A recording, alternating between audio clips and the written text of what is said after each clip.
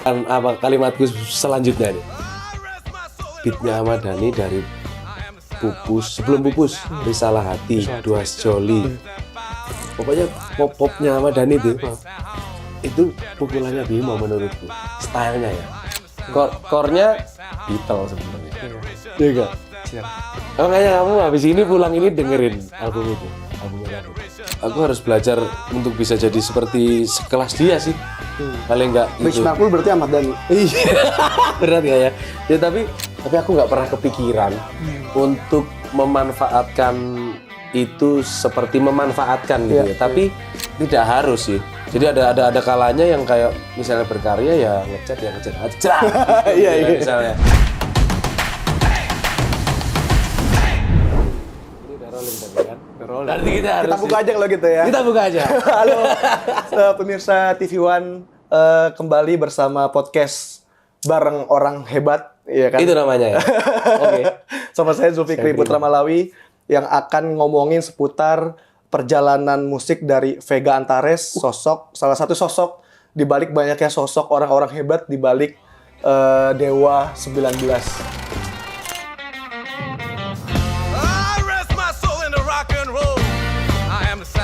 Driving sound, generation lost and found. All my people gather around. Orang Surabaya dan mendedikasikan apa ya Mas kontribusinya ke Dewa 19. Padahal dia banyak memproduksi musisi-musisi Indonesia juga. Salah satunya yang terbaru tuh Bilal dan David Bayu. Coba. Anjay. Kita lama nggak Apa berjumpa. kabar? Baik. Mas Vega. Apa kabar? Iya Mas, Baik, gue alhamdulillah. melihat kenapa gue bilang orang hebat yaitu tadi karena menurut gue lu salah satu musisi dan juga produser dan juga apalagi Mas? Apa ya?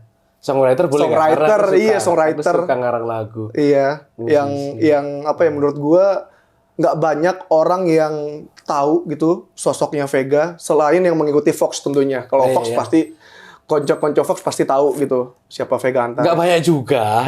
Yang tahu band itu kalau Ya skena itu tahu yang penting Mas. skena itu ya. Skena itu dan era itu. Dan era itu ya era itu. 2009, Karena setelah itu 2007. udah Habis itu hilang. Iya kan? Itu sih. dan sekarang ke Jakarta itu dari kapan sih lu Mas bisa ceritain nggak lu mulai masuk akhirnya dari Fox terus kemudian lu menetap di Jakarta dan akhirnya memutuskan berdedikasi untuk Dewa. Iya. Ah.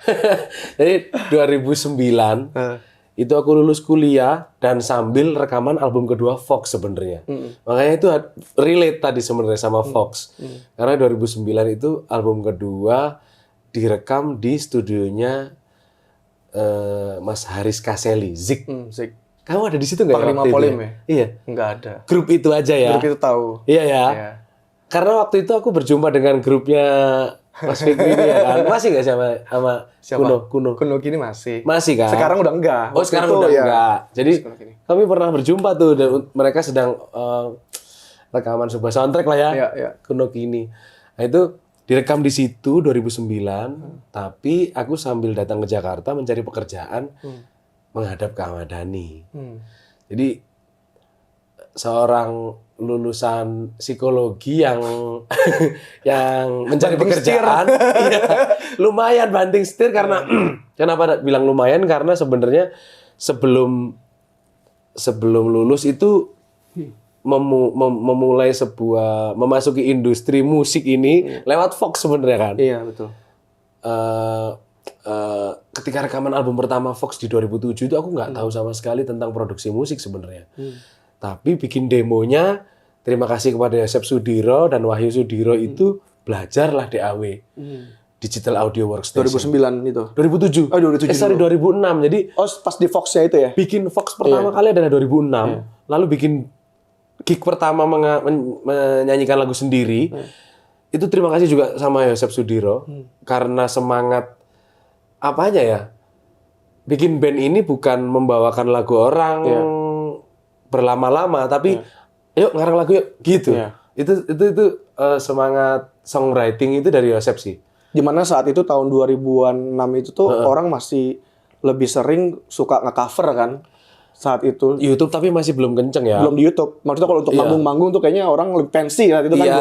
2000-an awal itu kan pensi. Iya. Dan banyak yang cover-cover gitu. Iya, tapi beliau itu punya band namanya Jelly dulu. Nah, itu emang sama Wahyu emang udah songwriter Di Surabaya. Surabaya. Ah. Lalu berkenalan lah sama Yosep ini membuat Fox dengan teman-temanku SMA dan SMP. Gabriel Mayo itu temanku SD. Doni Dan itu drum ya SMA. Mayo kan di Fox Drum. itu ya. Itu semangatnya adalah membuat karya baru gitu dari pertama gitu. Nah, itu bikin demonya ngerekam sendiri Pak di rumah Pak. Dari situ itu menjadi skill yang sampai sekarang berguna untukku gitu. Dalam dunia musik ini dan apa ya? Mau bilang kebetulan tapi ya memang eranya Iya. eranya musik masuk ke rumah gitu. Iya. Produksi musik bisa di rumah, Di rumah, gitu. ya. Soundcard mulai mengecil gitu-gitu. Tapi zaman bikin demo Fox itu pinjem. Nggak beli soundcard terus habis itu ada di rumah. Lu nggak gitu. investasi lah sebenarnya. Iya. Investasinya lebih ke sewa. Iya, nggak sewa pinjem. Oh, pinjeman ya. Pinjem teman dengan pengetahuan yang minim gitu. YouTube juga harus ke warnet zaman itu kan. Iya, betul. Tapi belajar dari pengalaman gitu. Nah dari situ ngadep ke Ahmad Dhani itu sudah kenal DAW itu gitu. Terus kamu bisanya apa, Vi? Ya aku bikin. Gue demo. penasaran deh proses lu menghadap Ahmad Dhani nih, ya. Lu punya orang dalam kah? Iya. Atau lu benar-benar menghadap oke gue nih CV gue. Iya. Karya Nggak gue. ada CV, nggak ada HR.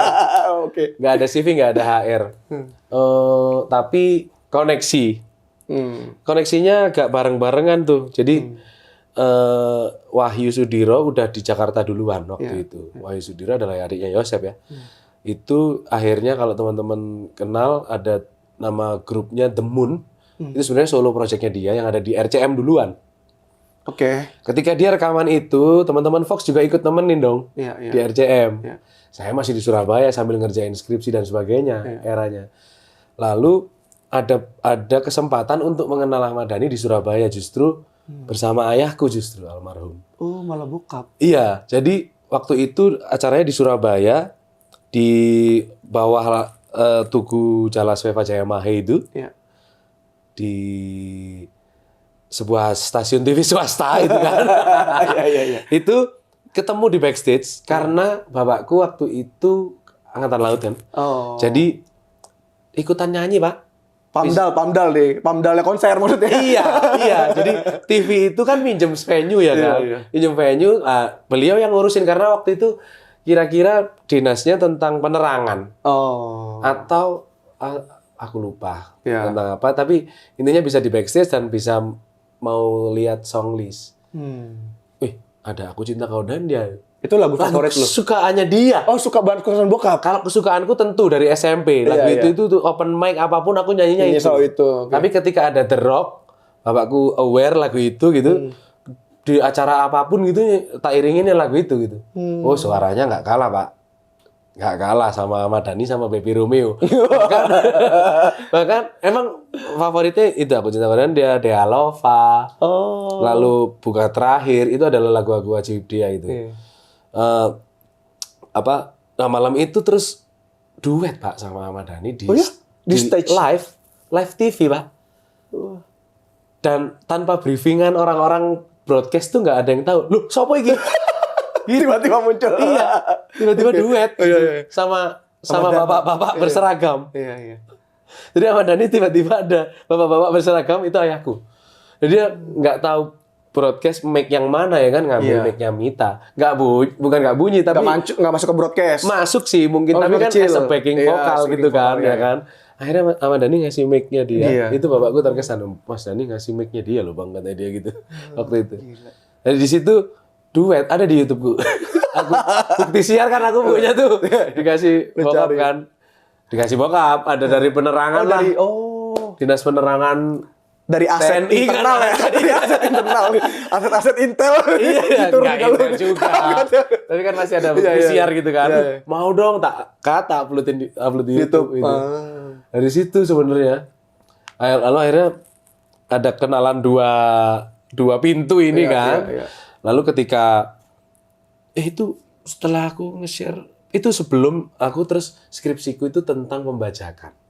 2008 ngerjainnya 2008. Tentang membacakan. Pembajakan. Oh, Yes. oke. Jadi zaman itu masih membahas Haki 92 kalau nggak salah. Iya. Itunya undang-undangnya. Undang-undangnya. Karena psikologi jadi areanya kan abu-abu. Iya. Bukan hukum gitu. Iya. Jadi yang aku ambil sikapnya musisi Terhadap aksi pembajakan. tidak Atau- spesifik pembajakan tapi justru lebih spesifik lagi adalah pengkopian file MP3. Anjir MP3. harus kerucut kan. Iya. Jadi mungkin kamu ngalamin zaman belum iTunes. Zaman Winem kan. Iya betul, iya kan. Iya. Loh, kamu udah punya MP3 itu ya? Iya. Ngopi dong ya kan. Iya. Ngasih flash disk yang cuma 128 mega. Iya, 120 mega. Giga. Iya, belum giga saat itu. Belum giga, masih kecil-kecil gitu Iya, flash disk.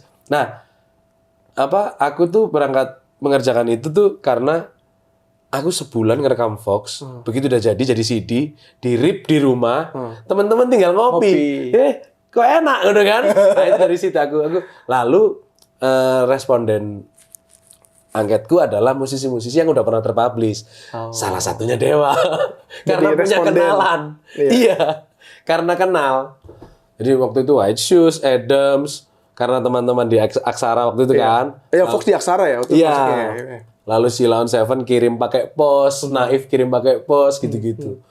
Nah itu sikapnya bagaimana sih terhadap pengkopian file gitu. Ya, ternyata ya banyak yang ngopi sebenarnya zaman itu gitu. Iya.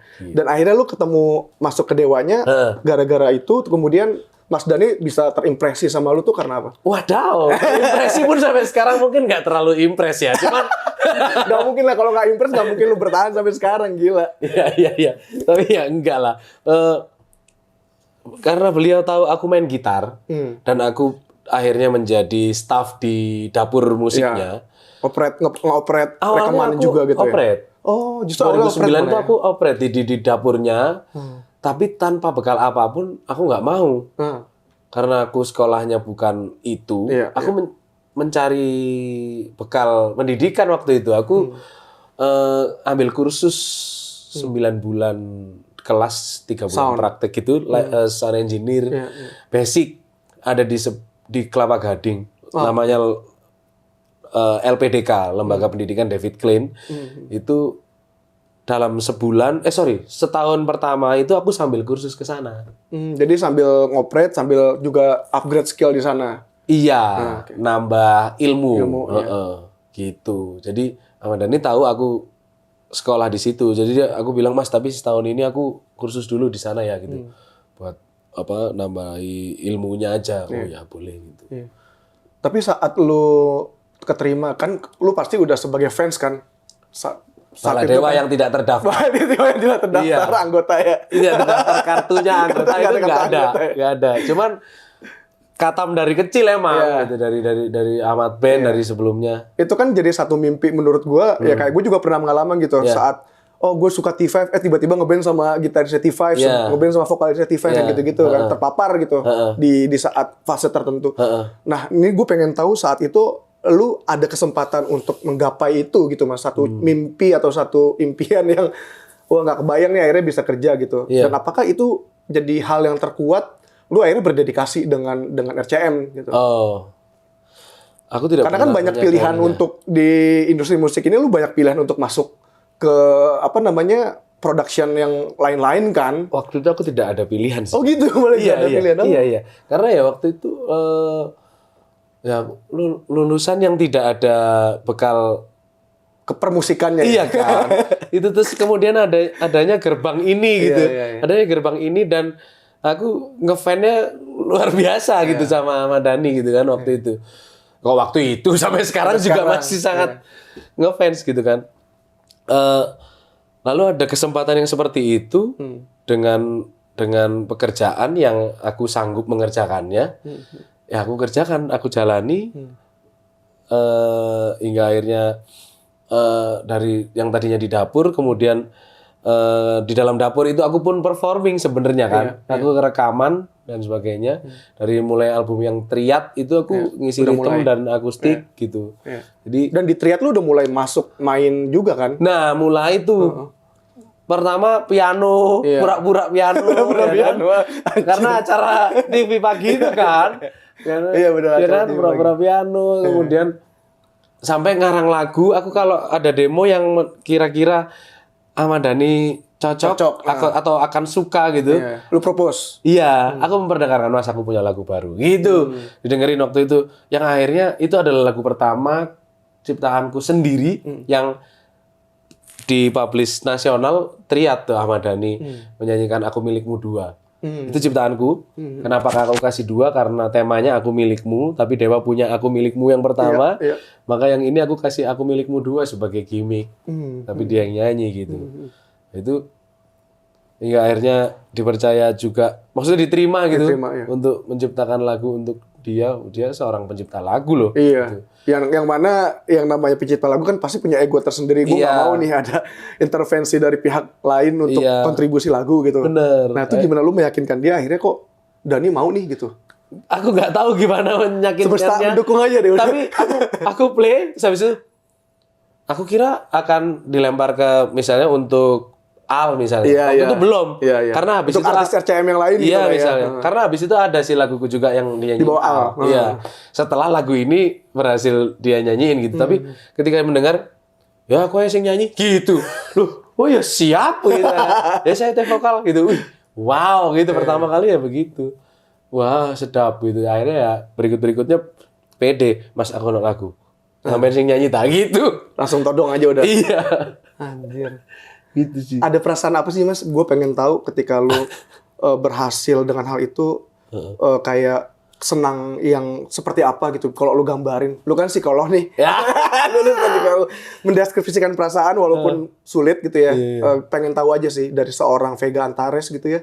Dengan seorang apa namanya yang diidolakan Iya, gitu iya, iya. akhirnya bisa seintens itu dan kemudian menjadi bagian penting di manajemennya juga. Wow, apa ya? Mungkin satu kata yang menggambarkan bangga ya. Bangga ya. Iya.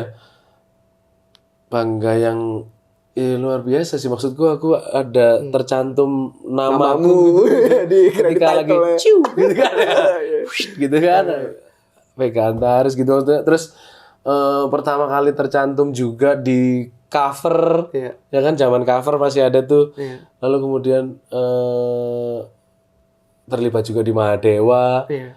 Itu kalau di Mahadewa kan jadi kayak anggota bandnya gitu Iya, kan. betul, betul. Itu ya satu kata sih bangga sih. Iya, iya. Itu maksudku ya kontribusiku ternyata berguna gitu di sini. Iya, iya. Gitu. Dan setelah pencapaian itu ya justru yang membuat lu untuk jadi lebih oke, gue udah cukup di sini aja atau gue masih tetap harus mengembangkan lagi gitu Mas. Walaupun ya secara gue bisa melihat adalah lu berkembang terus sih gitu ya. Lu menciptakan banyak program yang tadi lu ceritakan gitu ya. Nanti kita bahas nih program-programnya. Di off cam tadi ya. Di off cam tadi. Iya, menarik. Aku tetap harus belajar dan melebarkan sayap sih. Dengan belajar dari Ahmad Dhani gitu ya, misalnya ya, etosnya dia gitu ya. bener. Ya aku harus belajar untuk bisa jadi seperti sekelas dia sih. Paling enggak gitu. Benchmark lu berarti Ahmad Dhani. Iya. Berat ya. Ya tapi jadi motivasi sih ya. Gitu. Mulai apa ya? Kalau yang akhir-akhir ini kayak tapi aku udah mulai aku pernah bikin lagu buat Ari Lasso juga loh. Ya kan? Itu waktu itu juga aku punya demo aku sampaikan ke Mas Ari, Mas Ari ya cocok gitu. Ya dari situ sih aku harus belajar nih kayaknya untuk menjadi produser nih di masa Industri depan. musik. Di masa depan. Berpegangan pada istilahnya nabi-nabiku ya. Nabi-nabiku. Salah satunya ya Ahmad Dhani. Iya. Dan beberapa perbitel-bitelan yang di luar sana gitu. Iya. Dan kan sangat mudah untuk produser atau musisi gitu ya ketika lu mencapai di posisi itu untuk lu melebarkan popularitas lu Mas gitu. Wih, Lu kepikiran gak sih saat itu untuk gue kayaknya mau solo juga nih saat itu gitu ya. Solo dan gue memanfaatkan staging gue di saat itu gitu. Dimana memang lu udah punya akses event mungkin, lu udah punya akses media, lu punya akses macam-macam di circle-nya, di universe-nya RCM. Wow. Tapi aku nggak pernah kepikiran untuk memanfaatkan itu seperti memanfaatkan gitu Iya, ya. Tapi kan aku tentunya belajar produksian, belajar manajerial. Iya. Meski belum ada yang kepegang dan belum kebentuk, misalnya apa kayak Antares Production atau apa gitu, tapi belum gitu. Tapi untuk kepikiran bikin karya yang solo ada lagi, Fik. Iya. Ada. Dan lu sedang melakukan itu kan? Sampai sekarang untuk solo lu itu lagi mempersiapkan kan? Iya, iya di benakku sih kemarin sempat ada pertanyaan, masih nggak apa-apa nggak ya? Masih layak nggak sih gitu? Oh, sempat timbul kayak gitu tuh. Iya. Kenapa, Mas? Umur. Oke. Satu umur sih gitu. Cuman aku melihat kayak Jefflin, tapi dulu Jefflin memulainya dari udah ada ELO ya. Jefflin? Electric Light Orchestra. Oh, oke. Itu sampai tua juga rilis sesuatu Tetap terus gitu. produktif. Iya. Cuman aku debut pun belum ada gitu kan. Iya. Gitu kan. Cuman kepikiran untuk bikin. Dan ini yang membuat lu akhirnya mematangkan selalu konsep debut lu. Ya. Sampai, boleh diceritain nggak? Yang Atau masih off the record dulu? Boleh sih. Siapa tahu ini menjadi tanda, bukti kalau lu nggak boleh ingkar dengan nanti Iya, tayangan iya, iya. ini sebagai bahan bakar lu mungkin. Iya, iya. Intinya aku memang sedang mempersiapkan satu konsep solo yang bener-bener solo. Solo yang benar-benar solo. Dan kita sedang ada di kota apa? Solo. Oke. Yang karena kemarin mungkin orang atau teman-teman taunya aku punya band namanya Fox. Fox, ya. Aku bekerja di RCM, aku terlibat dalam proyek Mahadewa, aku menjadi additional ini, additional itu, menjadi produser Bilal, David, gitu-gitu. Itu selalu terlibat dengan orang lain gitu. Aku punya idealisme solo ini bener-bener solo. Kemarin makanya aku di beberapa Instagramku aku lagi take drum. Aku main sendiri, Vic. Bukannya aku nggak butuh drummer ya, ini mohon maaf. Makin gak main dah. Tapi budgetnya belum ada. Gila ya. Ngomongin budget loh. Gak mungkin banget. Berarti mempersiapkan sesuatu yang lebih besar dong kalau gitu. Jadi aku pengen, ya aku kayak ngelihat Dave Grohl di track di album pertama. Dia sendiri semua. Lenny Kravitz di album pertama. Emang kayak album pertama ini ya, bayi lu kan mau lu curahin sama kontribusi lu gitu ya, Mas. Sekalian aja dijadiin konsep solo. Bahkan aku kayak pernah punya impian dari nol sampai mixing tuh aku semua. Mastering mungkin aku masih belum berani gitu. Secara Kayak mesti ada kontribusi orang luar, kuping luar. Iya, Oke. kemampuan gitu-gitu. Tapi kalau mau ngawur aja sih ya nggak apa-apa bisa.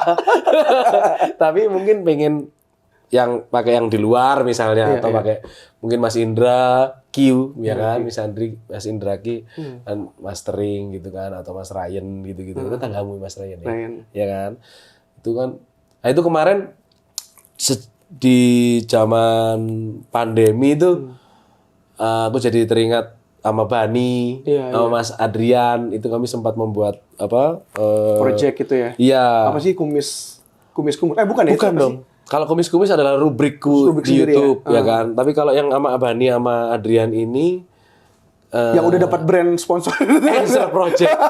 Itu dari Answer awal. Project, ya. Dari awal Dan itu udah brand. langsung ada brand ya. Yoi. Gokil. Dan nggak ke-upload di YouTube kami masing-masing. Di YouTube-nya si brand. Iya. Ya karena didanain sama dia. Yoi. Yoi. Dan itu pilot project-nya Instagram sekali doang. Itu terima kasih kepada Mas Arlan Jo. Itu setelah itu akhirnya kayak banyak produksiannya Bani, solo. Itu kenapa aku tadi inget karena itu yang produksi ada Mas Ryan di situ. Kemudian Adrian, lalu kami bertiga ini terlibat di produksiannya Mbak Titi DJ. Kayak gitu. Lumayan banyak project. Dan ngomongin tadi soal lu bikin project sama Bani gitu ya. Gue jadi keinget, maksudnya Bani itu juga salah satu orang hebat yang menurut gua di musik strugglingnya kuat banget ya. Banget. Kuat banget, dan sekarang kelihatan pencapaiannya dia tuh ada gitu ya. Banget. Ibaratnya kalau orang dapat gusuran. Iya. Kalau di Jakarta gitu gusuran tiba-tiba udah Gusuran Sawangan, gusuran kena tol Sawangan, tiba-tiba rumahnya di Pondok Indah gitu ya. Itu gila loh. Maksudku saat itu kan saat pandemi itu terjadi gitu ya. Pandemi terjadi di mana para additional player tuh nyayonnya ya kalau ada manggung reguleran, manggung event, terus Atau manggung online. atau online Itu ya pun kan. dikit apa kesempatannya manggung online gitu kan. Gitu. Dan saat itu lu strugglingnya gimana sih Mas? Kalau di RCM aman-aman aja ya saat itu? Pandemi sebenarnya di RCM juga Terdampak libur, juga. terdampak sekali gitu. Waktu itu Skoci Penyelamatku bersama teman-teman yang Answer Project ini? iya, yang akhirnya menjadi Answer Project ini. Sebenarnya masih banyak rekan-rekan yang lain, salah satunya Romi Soulful. Oke. Kemudian ada Morris dari Alexa. Terus Adrian sih. Terus siapa lagi ya? Beberapa ini kayak ngegeng gitu. Waktu itu Skoci Penyelamat kami adalah Bigo.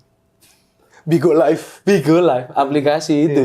Jadi kami membangun panggung sendiri di situ. Selain ada Instagram juga yang sebenarnya udah jalan lama, kami di sana gitu kan. Nah, ini akhirnya kami kayak lompat ke situ. Yang mana ketika pandemi itu ternyata ada income-nya Hasilnya, gitu. Ya. Waktu itu ya. Tapi tidak lama, waktu itu cuma 3 bulan mungkin, 3 bulan pertama pandemi. Terus habis itu, jadi adanya sosmed ini musisi-musisi yang harusnya kemarin ada di rumah nih. Itu kayak di Jawil bikin panggung sendiri. Panggung itu sekarang, ya memang sampai sekarang akhirnya panggung bisa diciptakan di dalam sosial media. Iya, iya. Gitu. Dan mana orang-orang atau musisi yang interest tuh ke additional player dan musisi cover-cover sulit untuk bikin karya sendiri kan? Iya. Iya kan? Karena merasa udah nyaman begini gitu. Iya. Sayangnya sih begitu ya. Tapi yang tadi kita obrolin di off cam tadi, yang aku bilang sudah agak kadaluarsa, tapi ternyata menurutmu tidak. Iya. Itu aku tadinya bukan bercita-cita, tapi kayak mungkin ujungnya ini nanti orang akan punya budaya untuk ngarang lagu baru. Gitu. Aku berharapnya sih padahal seperti itu gitu. Tidak tenggelam dalam kenikmatan mengcover, tapi punya passion untuk ngarang lagu. Bikin sendiri. Iya. Dari situ juga Answer Project sebenarnya aku dan Adrian punya ide itu. Ngelamun maghrib Pak. Gitu. Mau ngapain ya ini? Ngamen aja Mas di Instagram. Terus bawain lagi orang. Masuk main lagu orang rek gitu kan. Itu kan. Habis itu Adrian tiba-tiba, gimana kalau ngarang lagu di depan orang banyak? Gimana tuh maksudnya? Ya netizen yang ada di komen-komen itu suruh ngasih tema. Iya. Waduh, ya boleh juga sih. Tapi yakin nanti bagus gitu. Ya dicoba aja gitu. Terus habis itu ngapain ya? Tiba-tiba ngelamun lagi, sama-sama diem. Dan jawabin lagu aja gimana? Gitu. Jadi makanya namanya Answer. Jadi lagu yang kami ciptakan ini adalah Jawaban dari iya. Jadi kayak nulis karya ilmiah itu kan selalu harus ada responden. Iya, bukan. Harus ada referensi. Referensi. Dan referensi itu bukan diambil Plek-ketiplek ya. Dicomot, misalkan dia ngomong A, diambil A enggak gitu, tapi bisa jadi E gitu ya. Betul. Justru responnya, bahkan jadi kami kayak setelah konsep ini jadi, aku sampai punya keyakinan kalau disuruh aku bisa bikin jawabannya balonku ada 5. Ya. Bahwa hari itu balonnya tinggal 4, aku bisa bikinin lagu melo atau justru happy karena bapaknya barusan datang lagi bawa balon lagi yang warna hijau itu. Jadi mudah-mudahan ini menginspirasi songwriter baru ataupun yang sudah lama tapi buntu nggak dapat inspirasi. Lagu tuh jutaan di seluruh dunia, inspirasi semua itu. Iya. Tinggal gimana kita mau apa nggak ngerespon itu ya. Iya, kita bisa lihat sudut pandang gitu. Bahkan 2 lagu Aku Cinta Kau dan Dia dan Andai Aku Bisa, itu menurutku saling respon. Ya kan, Aku Cinta Kau dan Dia kan menolak ya kan? Sementara bukan menolak, menggambarkan bahwa aku mencintaimu dan dia. Maruk. Ya, ya itu kan aku cinta pada dia ya kan? Iya kan? Aku mencintaimu dan dia gitu. Maafkanlah, gitu kan? Andai aku bisa, maafkan juga. Seandainya aku tidak membawamu ke gini kan? Jadi itu sebenarnya dan penciptanya sama, Ahmad Dhani dan Baby Romeo.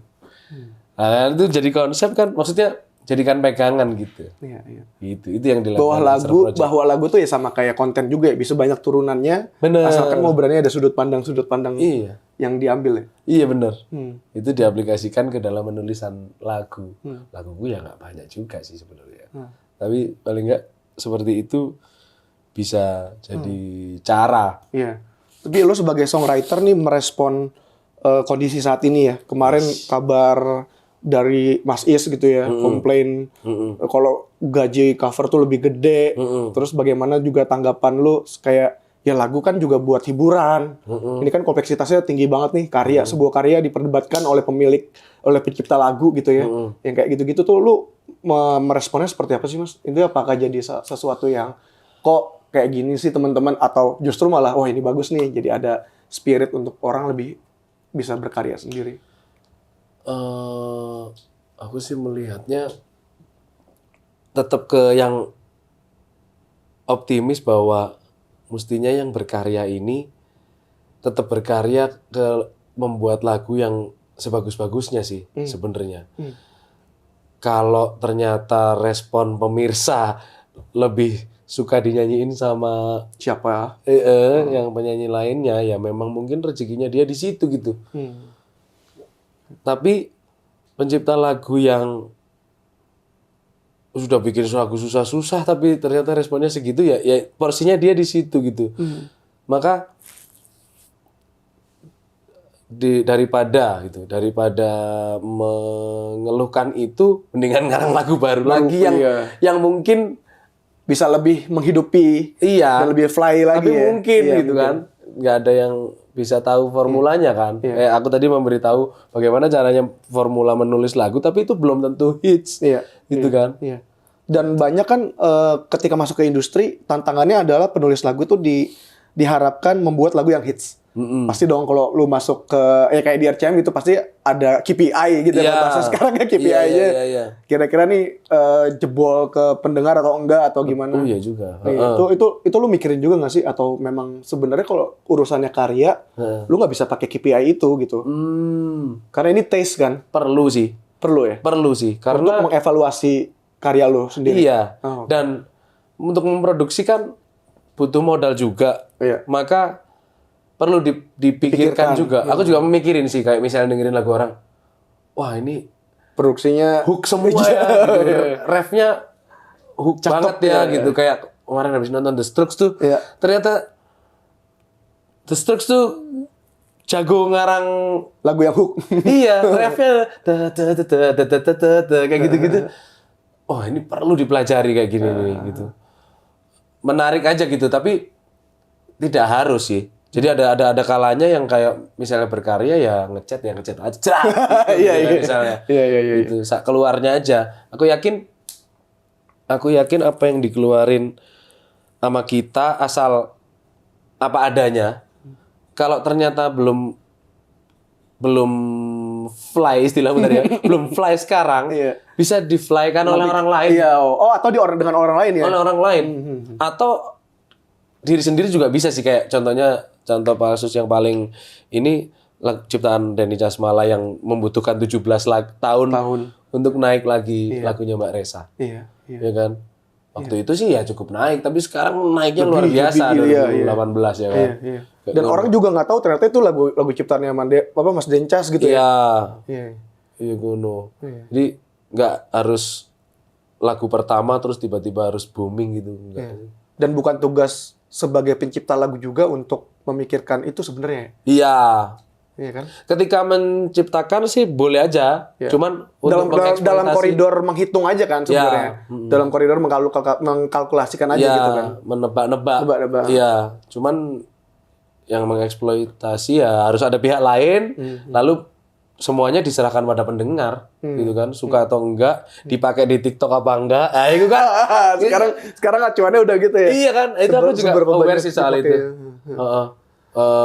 15 detik yang sangat hook itu bisa tiba-tiba naik gitu. Bisa masif, bisa dipakai orang banyak kayak Betul. gitu-gitu ya. Mas Ari Lasso sempat kemarin cerita hampanya naik lagi itu, dan di digital music platform naik sekali, dia nggak waktu itu miss sepertinya ya, bahwa lagunya banyak dipakai di TikTok. Iya, iya. Itu Dan baru ketahuannya belakangan gitu ya. Iya.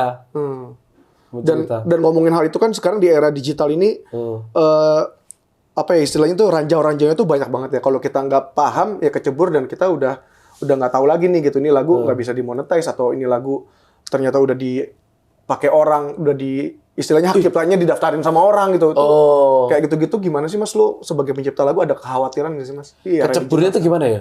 Ya karena misalkan ini lagu udah publish, terus belum didaftarin misalkan hak ciptanya gitu ya. Wah, tapi udah iya didaftarin itu. orang lain, kan banyak tuh kejadian-kejadian kayak gitu tuh. Masa? Ya menurutku iya ya, karena Oh, wow. karena kan Nah, di digital kan klaimnya tuh iya. bisa itu kan bisa gampang gitu. Nah, itu sih yang menurutku perlu sosialisasi serius kepada calon pencipta lagu, Songwriter ya. calon performer gitu, untuk mendaftarkan diri dan karyanya kepada Lembaga terkait gitu ya. lembaga yang ngerilis KTP-nya lagu ini gitu. iya. Kamu sebagai kepala keluarga, kemudian lagu sebagai anaknya itu didaftarin publisher sih ya. Nah, itu pengetahuan itu yang menurutku harus benar-benar Pahami. Iya. Bahwa ngarang lagu itu nggak cuma hanya gonjreng-ganjreng, tapi kamu tuh kayak bikin anak gitu. Ngono. Nah, itu akan punya nomor KTP yang sepanjang seumur hidup lagu itu. Dan si kepala keluarga ini adalah pemegang hak Penuh. seumur hidup kan. Bener kan? Nah, itu yang itu aku mulai aware soal itu ketika kenal teman-teman publisher masif. Waktu itu aku banyak ngobrol sama Aldri. Gitu. Jadi aku sebagai songwriter tuh terdaftarnya di situ. Di Masif. Iya. Tapi kalau di Masif tuh yang setahu aku tidak eksklusif. Iya. Siapapun bisa. Betul. Jadi bisa pindah ke publisher lain di lagu Jadi yang ada lain. kontrak tertentu, kurun waktu tertentu. Per ya? lagu aja. Oh, per lagu. Oke. Jadi ini sambil ngomongin Masif nggak apa-apa lah ya. Ya nggak apa-apa dong. Iya, Kan ini juga edukasi. Edukasi, Karena betul. banyak Itu aku gua senang percaya sekali. banyak orang banyak Clueless pencipta ya? lagu clueless. Yes. Mungkin orang-orang dengerin, oh ini bisa rilis, bisa dapat dimonetize segala macam, tapi dia clueless, gue mesti kemana nih gitu kan. Betul. Main masukin ke YouTube tahu-tahu diklaim sama orang gitu. Ini lagunya siapa gitu kan. Ini kira-kira yang perlu mengedukasi gini selain kita ngobrolin Oh, iya. random gini, kira-kira lembaga apa ya? Ya itu LMK harusnya. LMK ya harusnya Iya. ya. Harusnya LMK kan. Yang mengedukasi, Yang mengedukasi. yang ke halayak yang lebih luas ya. Iya, betul. Ya karena dia yang diberikan kuasa untuk mengelola karyanya kan. Betul. Diberi mandat gitu ya secara undang-undang. Kan dari undang-undang hak cipta turunnya kan ke LMK itu kan. Iya. Diberi mandat untuk mengurus itu semua. Iya. Oh, mungkin salah satu pintunya mungkin kayak songwriter club gitu ya. Nah, itu kan yang punya Endaresa. Menurut gua itu adalah salah satu Itu luar biasa ini sih. ya. Ya. Apa namanya? Perahu yang bisa kan lewat situ aja gitu, jadi Iya. aman gitu. Iya. Termonitor gitu. Dan tempat ngumpulnya songwriter memang gitu kan. Jadi nggak tiba-tiba kita mengedukasi ibu-ibu kan yang mungkin nggak akan ngarang lagu gitu Iya, kan. betul.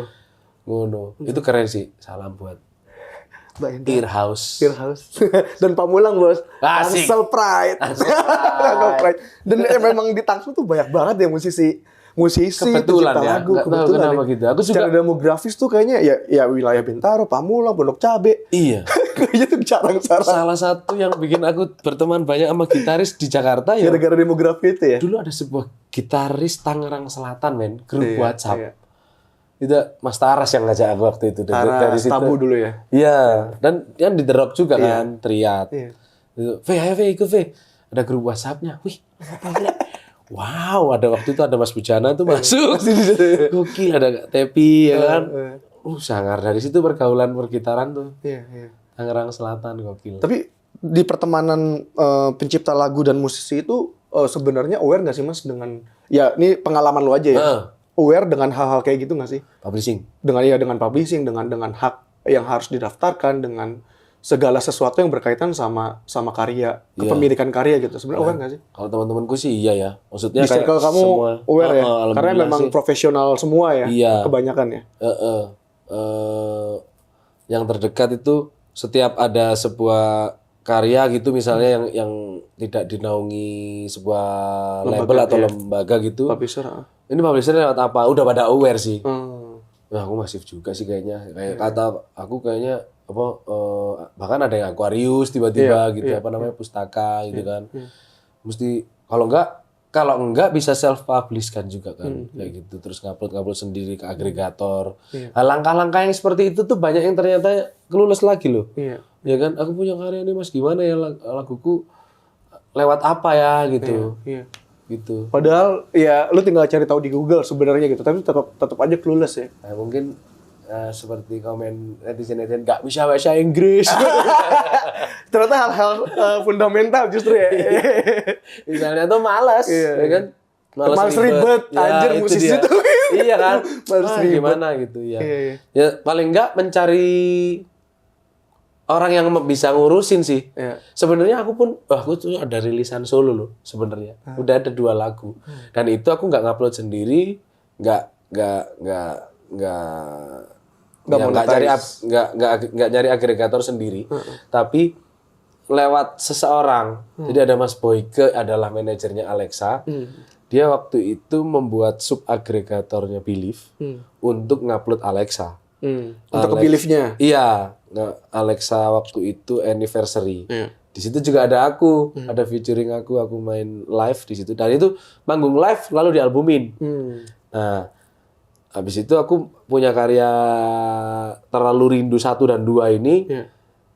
Aku upload lewat dia. Sesimpel alasannya karena aku nggak punya kartu kredit. Oh iya, itu juga jadi alasan juga ya. Iya. Karena payment-nya pakai kartu kredit. Tapi kan sekarang ada itu. Iya. Genius. Dompet online. Ya, dompet online namanya, Janjo. Bank online. Sensor nggak apa-apa lain Nggak nanti apa ya. dong. Ini boleh, ini nggak ada sensor, Pak. Oh, serius? Nggak ada sensor Oh, ini. ya, oke. Bebas mau caco. Oh gitu, oke. Iya. Jadi ternyata kayaknya bisa ya pakai dompet online itu sepertinya ya untuk ngupload karya kita gitu. Iya. Sekarang. Oh, Iya sementara kan. ini ya. Sekarang. Iya, mumpung Iya, pintunya masih terbuka iya, ya. harusnya lu jangan males untuk aware mencari tahu dan lakukan itu sendiri ya. Iya. Iya. Dan ngomongin soal balik lagi ke karya lu yang akan mau dibuat nih project solo aja harus nekanin nih karena Solo. Oh, iya. karena solo banget nih. Yes. Lu rencana kapan Mas mungkin mulai mengeksekusi atau ada plan di kepala lu atau lu udah menyiapkan timeline tertentu gitu? Eksekusi Siapa tahu dari sini lah banyak yang support nih gitu. Oh iya. Eksekusi udah jalan, Vic. Beberapa lagu udah aku take drum. Jadi dan demo udah lumayan proper. Habis itu drum aku mainin sendiri, semuanya sendiri dan semuanya bisa aku kerjain di rumah toh. Bahkan di sini ya. on the go juga aku jalan kadang-kadang. Makanya bawaannya agak ribet. Kadang-kadang kawanku sekamar nih ada aja yang dikerjain gitu. Tapi ini kayak bukan kerja masalahnya. Dalam mindsetku jadi kayak bagian hidup lo kan. bukan briefing soalnya. Iya. Kerjaannya gitu. Iya. Tapi aku ingin berkarya gitu. Selain ada karya-karya juga dengan Bilal, ini masih akan tetap ada nih. Bilal sama Rio Klepi, udah pernah dengar belum? Rio Klepi ini gitarisnya Bilal kalau manggung, tapi dia punya karya sendiri. Dan kami agamanya sama. Beatles. Yes. Agamanya ya. Gue tuh tau Bilal karena ya lagu yang net itu ya, yang dia masih di net itu Ya, apa namanya? Biar Ruang Kecil, Iya. lalu 1 EP Purnama namanya. Lalu dia bikin single Niscaya Bukan Padaku, dia bikin single Saujana, di Aku Lagi, lalu tiba-tiba beralbum. Di lu semua langsung. Enggak. Oh, belum. Aku cuma 3 lagu. Oh. Ada Lava, ada Lale Ilmanino yang tadi masuk juga, lalu Kurosuke, Aryo. Ya. Itu. Jadi itu barusan rilis albumnya. Itu juga cukup membanggakan sih buat aku sih. Iya. Dan lu masuk ke universe, menurut gua generasinya Bilal satu universe tersendiri juga ya saat ini. Ya, Iya kan? generasinya Bilal. Generasinya Bilal kan. Yang mana ternyata beberapa Gila, ya. temannya Bilal mendengar Fox. Iya pasti sih Mas. Kalau Bener ya? kalau referensi kan pasti nggak jauh-jauh di bawah generasi di atas generasinya dia gitu Iya, kan. iya, Pasti iya. terpapar dong. kalau Iya, misalkan dia. ternyata. Hmm. Ternyata aku ya cukup bangga juga ya. Iya. Kayak Dan, Bilal. dan melihat apa namanya situasinya gitu Mas, ada beda nggak sih dengan era lu ketika mau berkarya di mana saat itu mungkin yang jadi kiblatnya tuh ya Dewa, Padi gitu-gitu ya, Silon Seven gitu-gitu kan. Nah sekarang kan kayak udah banyak banget gitu. Gua aja sempat ketinggalan tuh 2018, 2017, 18 tuh gua ketinggalan nggak mendengarkan musik sama sekali. Pas dengerin 2019, anjir. Iya. Wah, ini banyak banget gitu. Iya, betul. Sekarang makin 2023 ini makin banyak juga kan band-band yang baru dan bagus gitu. Dan loh, kok udah megang skena sepertinya. Ya kayak ketinggalan ya. Bener sih. Yang kita yang milenial ujung ini udah mulai ketinggalan sama ZZ dan A ini yang kayak apa? Iki band apa meneh iki main di festival misalnya atau ini loh bagus gitu. Iya ya dan udah megang gitu. Iya. Iya punya apa udah punya marketnya yang gede juga gitu loh, nggak kecil. Iya. Kak, menurutku sih agak pengulangan sama yang era kami lagi. Era Fox 2006 itu dengan waktu itu Aksara dan sebagainya ya kan, Adams dan sebagainya. Tapi yang kali ini lebih mengindustri. Kalau secara selera musik agak mengulang, tapi lebih siap mengindustri itu loh. Iya. Gitu. Secara misalkan nih sederhananya relation kepada media gitu-gitu ya, relation kepada sosial media, kepada fans itu kayaknya mereka udah terorganize dengan baik gitu ya. Iya, dan sekarang udah ada sosial medianya, Pak. Zaman itu Belum ada. nggak ada. Iya. Iya kan, masih harus ke warnet dan sebagainya kalau mau internet. MySpace dulu kan paling gitu kan promote MySpace, Friendster Tapi itu kan sangat dan sedikit banget ya. penggunanya sedikit, tapi tempatnya luas. Kita bisa connect sama band-band Daerah di luar. dari luar betul. Bahkan. Iya. Gitu. Kalau sekarang semua ada di sini, semua bisa promo dengan di sini. Maka sebenarnya yang kemarin band-band kemarin harusnya juga bisa melakukan hal yang sama. Iya. Dan lu sepakat ya perputaran roda musiknya tuh sekarang terjadi mengulang di era 2000-an ya. Selera musiknya sih. Iya kan? Iya, selera musiknya. setuju sih. Iya kan? Iya. Di 2000-an awal. Iya, makanya band-band kayak Dewa, Silon Seven ya sekarang masih dapat tempat lagi nih ke pendengar baru kan? Betul. Iya kan? Betul. Umur belasan sekarang dengerin Dewa juga. Iya. Gue pikir nggak tahu loh lagu-lagu itu. Ternyata ponakan gue nih, tahu lagunya Padi, tahu lagu Silon Seven. Iya. Kayak gitu. Nah, bandnya udah 30 tahun. Arek-arek ini masih belasan. Gimana ya dengerinnya? Dari orang tuanya dan dari sosmed sih ya. Iya. Dan ini artinya apakah lo juga sepakat dengan bahwa ya itulah karya gitu. Lo nggak bisa mikirin sesuatu kayak KPI tadi kaitan sama KPI, nggak bisa ngomongin ya ngefly-nya, nggak bisa lo ngomongin harus tenarnya sekarang nih gitu. Gitu ya. Aku itu sih membesarkan hatiku sendiri. Biar semangat ya. Biar nggak kendor. Iya, motivasi aja bahwa terus bikin aja gitu. Bikin aja. Aku ada sebuah karya yang harusnya akan rilis cepat. Deket-deket ini. Iya. Tapi ini ramean.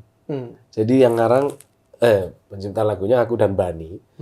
Tapi isinya teman-teman sekitarku. Jadi akan ada Rio, Rio Klepi, akan ada Bilal, Adrian Martin ternyata pasti, Bani juga, terus drummernya Morris Orah, terus ada brass section di situ. Nanti tak perdengarkan ya. Temanya adalah ini satu lagu aja, tapi temanya adalah mengundang orang untuk berbuat baik. Jadi kenapa rame-rame itu konsep idenya relate sama lagunya. Karena ayo kami butuh orang baik lebih banyak gitu. Itu asik gitu. Berarti ini bentukan lain dari kenabian seseorang kali ya. Oh, mengajak orang baik, mengajak orang berbuat baik. Iya. Iya. Akhir zaman dong ini. Oh. Gue terlalu kemana. Jadi agen ya. Jadi agen. Jadi agen. Saya turun. Enggak. Tapi kita memang butuh orang baik lebih Tapi banyak. emang loh. isu-isu soal kayak hal-hal kebaikan, soal mental health, soal keakuan yang harus diperhatikan. Ini memang beberapa tahun terakhir ini kan lagi iya, maksudnya dari ini Masa dalam gitu? arti memang lagi dapat ini banget kan, sorotan banget gitu. Dan kayak semua orang relate gitu. Oh iya, saya harus seperti ini ya, kayak Kunto Aji bikin lagunya soal diri sendiri juga kan. Iya. Soal apa, refleksi diri, Iya, soal iya. ya hal-hal yang terkait individualitas seseorang gitu. Oke. Tapi kalau yang lagu ini tuh kayak ingin apa ya? Membantu itu kayak biasa aja gitu loh. Oh, bukan sesuatu yang spesial. Iya. Oh. Justru malah seperti itu justru. Iya. Mungkin mengembalikan fitrahnya manusia. Pengennya gitu. tapi harus beramai-ramai gitu loh. Iya. Karena aku yakin kalau misalnya semua orang baik, ya akan lebih baik gitu. Bukannya hidup berakhir kalau semua orang baik. Iya ya. Nggak tahu. Oh iya ya. Iya ya. Jadi perlu ada villain ya berarti. Perlu ada. Wow. Ada antagonis ya, ini bukan? Plot twist ini ternyata. Aku Thanos jangan-jangan. Hah? Berakhir dunia ini. Iya kan? Anjir, jadi jauh banget aja. Ngomonginnya hal-hal yang Oh, nggak jadi aku rilis apa ya berarti ya? Overthinking ini aku jadi ya. langsung. Aduh. Tapi nanti kamu dengerin. Gitu. Nanti tunggu rilisnya. Iya. Itu tuh terdekat itu selain Solo sama Bilal. Sono. Tapi aku menilai masa kini dia kayak kita bisa sebagai creator tuh bener-bener creator gitu. Iya. Bisa menciptakan Yang gua mau. iya Oh, iya. bahkan lapangan pekerjaan gitu. Iya, betul. Betul. Gitu. Aku kayak percaya diri soal hal itu sih. Karena eranya, entah karena aku ada kenalannya, tapi enggak, gue rasa siapapun sih ya di rumah, kalau memang mau gitu, Ya bisa. bisa. Iya. Gitu.